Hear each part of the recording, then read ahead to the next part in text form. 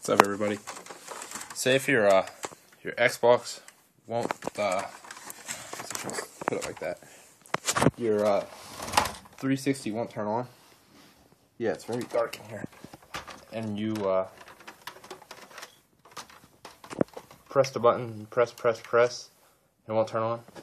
There's one thing you can do. This is an arcade. I've had it for a while. It's a refurbished one. I've had one replaced already. I didn't want to do another one. So, like, mine wouldn't turn on, and I kept pressing it, and I was like, and then if you get the orange solid light, you should be alright. Just, down inside here, there's, the controller ports, or you can charge them with your cell phone. On the one that's on the left, take something like a flathead screwdriver, or like a nail, and just wiggle it down in there, and then, don't do it while it's plugged in now. You'll probably get shocked. And then when you